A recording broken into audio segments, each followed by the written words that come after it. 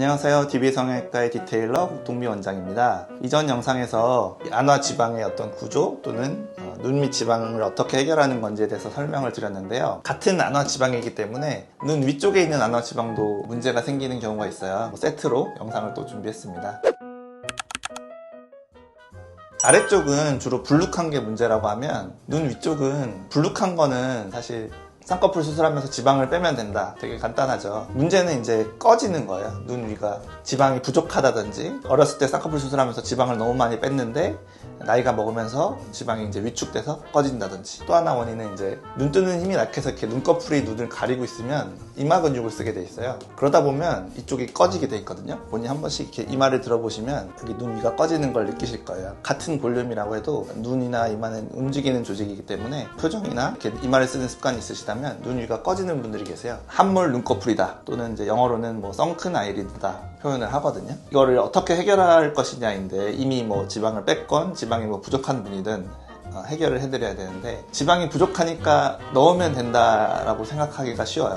그리고 실제로 그런 수술을 권하는 병원이 굉장히 많고요. 눈 위가 꺼져 있으니까 쌍꺼풀 수술만으로 되지 않고 지방 이식도 하셔야 된다, 뭐 이런 얘기를 듣고 오시는 분들이 많은데, 환자분들 상담을 해보다 보면 그런 경우가 많아요. 실제로는 지방 이식이 별로 필요하지 않은 경우가 훨씬 많아요. 그 부분을 사실 말씀드리기 위해서 이번 영상을 찍는 건데,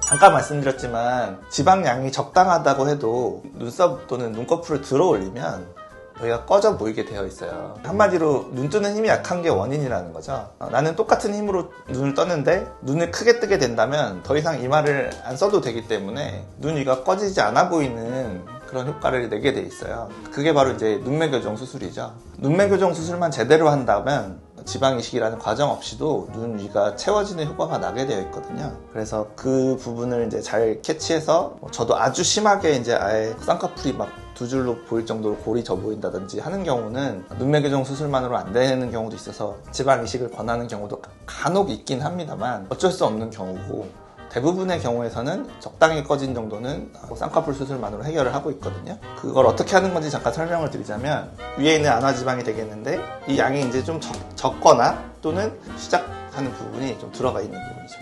그러니까 이제 함몰 눈꺼풀이 되겠죠. 그래서 열어보면 어찌됐든 안화 지방이 없는 사람은 없단 말이죠. 없는 사람 없고, 적거나 많이 속에 들어가 있거나, 이 눈 뜨는 근육을 이렇게 조여주는 눈매 교정 수술을 하면은 이 근육이 좀 앞으로 튀어나오게 돼 있어요. 그러니까 좀 앞으로 온다는 거죠.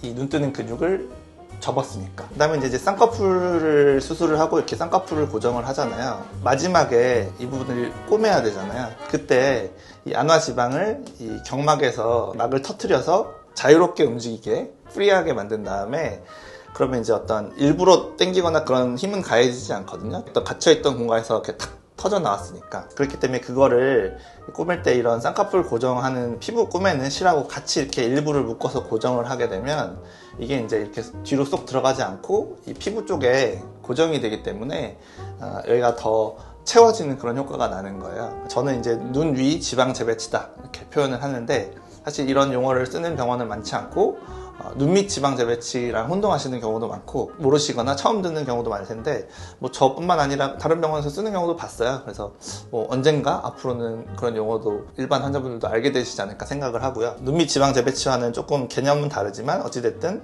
여기는 너무 불룩해서 하는 거고, 여기는 너무 들어가서 바깥으로 빼서 오히려 고정을 해서 들어가 보이지 않게 한다. 그런 이제 수술 기법 중에 하나가 되겠고요.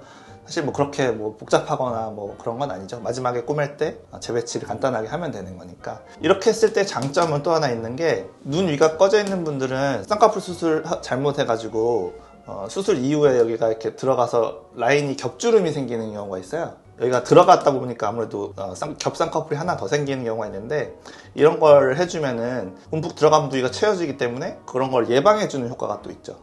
또 그 말을 바꿔서 얘기하자면, 겹주름이 이미 생긴 분들도 이런 방법을 통해서 해결이 가능하다는 거죠. 여기다 있는데 쌍꺼풀 라인이 이렇게 위로 지는 분들이 가끔 있으세요.